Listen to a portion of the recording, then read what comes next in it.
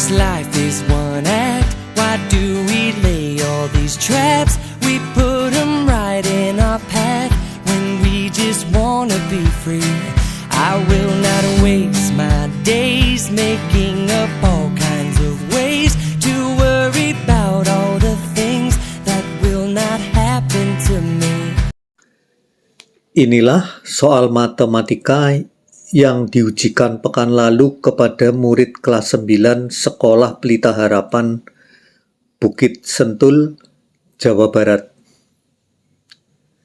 Dari selembar karton bujur sangkar bersisi 30 cm, bentuklah sebuah kardus tanpa tutup hingga volumenya mencapai nilai paling besar.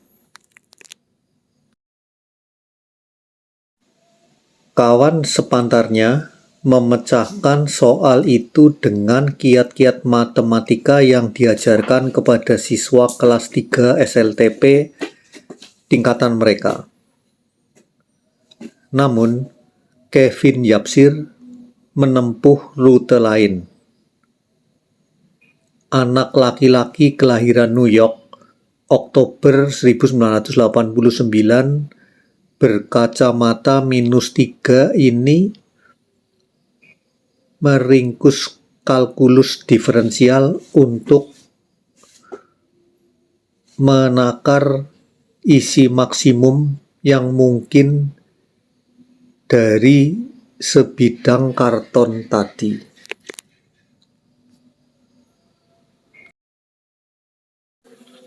Dengan perkakas kalkulus, lazimnya dikuliahkan kepada mahasiswa eksakta dan ekonomi tahun pertama.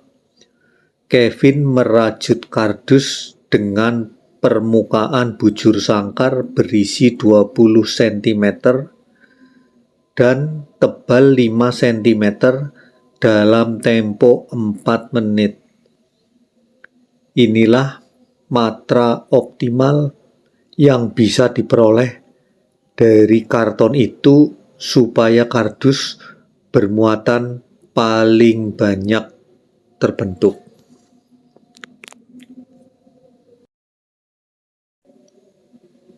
Pencapaian ini sebetulnya tak istimewa bagi seorang Kevin. Tentu bukan lantaran EQ-nya yang 153 saja, tetapi berkat pesangonnya beberapa bulan silam menamatkan Calculus with Analytic Geometry dari Edwin J. Purcell, buku daras matematika mahasiswa tahun pertama sains dan teknik di ITB dan UI, tentu juga di Amerika sana.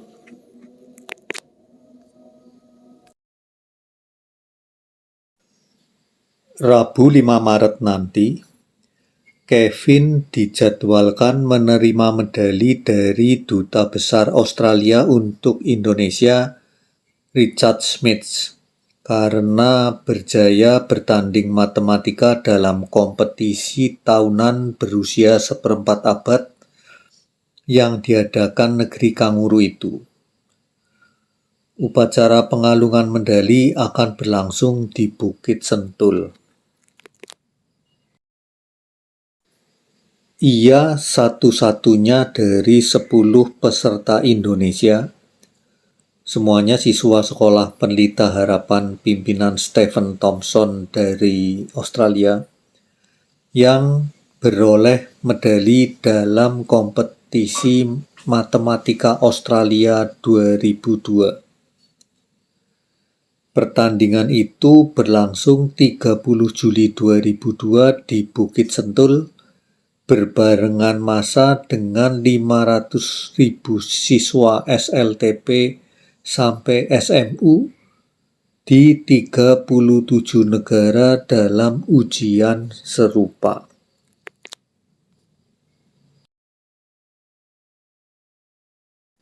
Satu dari 10 peserta Indonesia barangkali tidak mengatakan apa-apa. Tetapi 49 dari 500.000 orang yang menyebar di puluhan negara tentulah nisbah yang mengagumkan.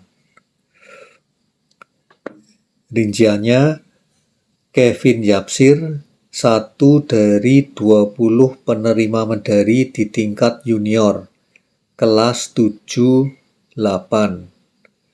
Sisanya, yang 29 orang memperoleh medali di 2 sektor lagi, 15 di tingkat menengah atau kelas 9-10 dan 14 di tingkat senior kelas 11-12.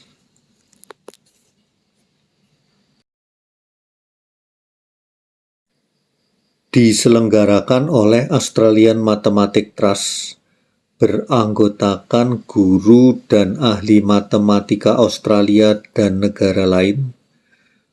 Ujian pilihan ganda sebanyak 30 nomor itu harus diselesaikan dalam 75 menit. Soal pertama dibuat sangat mudah, seperti 2 meter ditambah dengan 40 cm. Perlahan menanjak ke nomor lebih sulit, sampai ke soal terakhir paling rumit. Nomor-nomor terakhir menurut lembaran yang diterbitkan Australian Mathematics Trust sangat menantang murid-murid berbakat. Semuanya jenis soal cerita. Yang saya kosongkan hanya nomor 30 yang paling sulit, kata Kevin. 1 nomor lagi salah.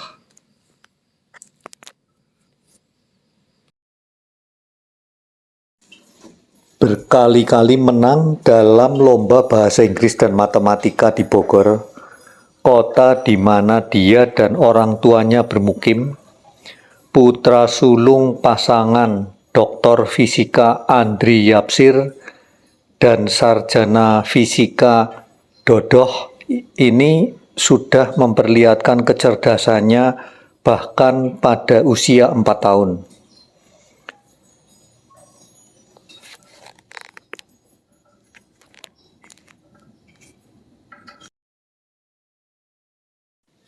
Waktu saya diskusi dengan teman ketika mengambil PhD di Rensselaer Polytechnic Institute, kami membahas deret Fibonacci di rumah. Kata Andri yang lulus cum laude sarjana fisika ITB tahun 1984. Tiba-tiba Kevin muncul dan bilang, "Daddy, I know Fibonacci." Ia sudah bisa membaca waktu itu.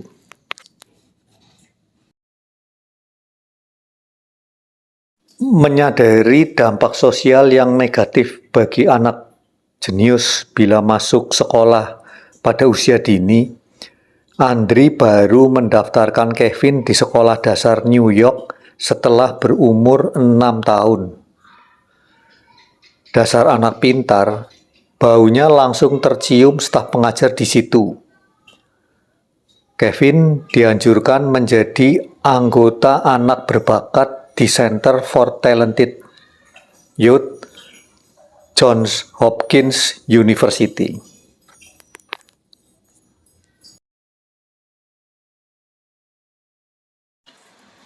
Kembali ke Indonesia tahun 1996 setelah 5 tahun bekerja di IBM New York sebagai ilmuwan dan setahun mengambil MBA di Wharton Business School, University of Pennsylvania. Andri membiarkan Kevin berkembang wajar. Namun, tabiat anak ini yang harus dipaksa belajar, didesak berenang, ditunggui latihan piano oleh ibunya yang memilih sebagai ibu rumah tangga saja, tetapi gemar bermain komputer membuat Andre dan Dodoh mengambil jalan tengah. Kevin perlu dibimbing sekaligus dibiarkan bermain. So I just let go of what I know I don't know, and I know I only do this by living in the moment, living my life easy and breezy, with peace in my mind, with peace in my heart, with peace in my soul. Wherever I'm going, I'm already home, living in the moment. Sang ayah langsung turun tangan mengajar fisika. Bahannya tak tanggung-tanggung dari Kasanah Fisika tahun kedua dan ketiga tahap sarjana. Persamaan Maxwell tentang elektromagnetik dalam rumusan diferensial parsial 4 variabel, persamaan dinamika klasik dengan formulasi Lagrangian sampai relativitas Einstein bersama tensornya. Soal-soal yang ia pecahkan berasal dari buku kumpulan ujian tahun pertama Fisika Berkeley, Harvard, MIT, dan Caltech.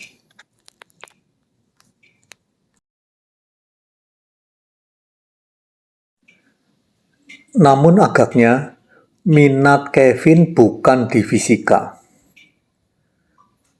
Tensor sudah lupa, tahu tapi nggak ngerti, katanya. Maxwell masih ingat yang ada E dan B-nya itu ya. E dan B yang ia maksud adalah notasi medan listrik dan medan magnetik. Andri berpendapat Kevin lebih tertarik kepada aspek matematika gagasan-gagasan besar fisika itu ketimbang fisikanya sendiri.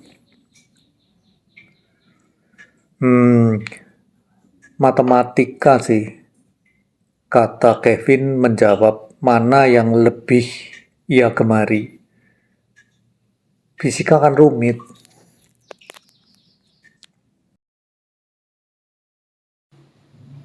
Untuk pelajaran matematika, selain mengundang guru khusus di rumah, Andri membelikan Kevin banyak buku. Tak ketinggalan tentu buku-buku tentang program komputer. Tercatat sebagai satu dari 116 anak berbakat. 114 dari Amerika, satu dari Indonesia, dan satu dari Singapura.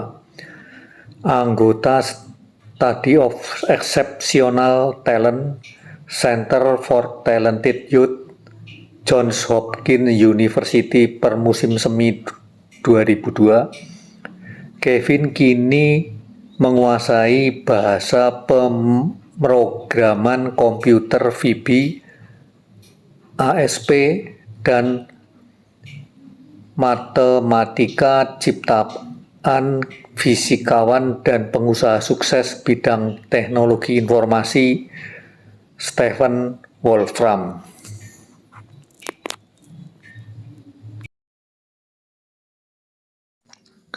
Dengan kekanakannya pada usia 13 tahun, Kevin memilih menghabiskan waktunya di rumah dengan bermain komputer.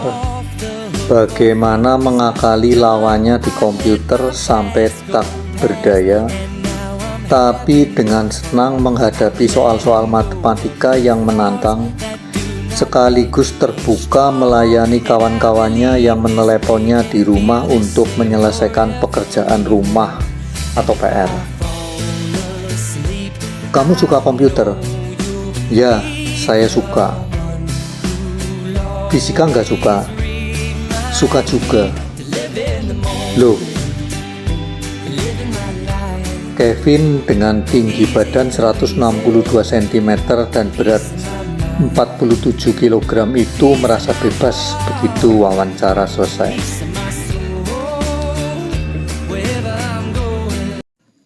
Andri Yapsir, ayahnya, tak bernapsu membiarkan anaknya loncat-loncat kelas. Cukup 2 kali lah sampai tingkat SLTA nanti. Yang sekarang baru sekali dia loncat kelas. Doktor fisika yang bergerak dalam bisnis teknologi informasi ini sedang mencari seorang pembimbing supaya Kevin bisa melakukan riset dalam intelijensi buatan atau apa sajalah yang memadukan kemampuannya dalam matematika dan pemrograman komputer. Ada rupanya lomba riset pemrograman komputer berskala internasional di Washington DC. Saya lebih suka Kevin terlibat dalam kompetisi riset internasional yang diadakan di Washington itu ketimbang di kerangkeng setahun untuk 1 olimpiade, kata Andre.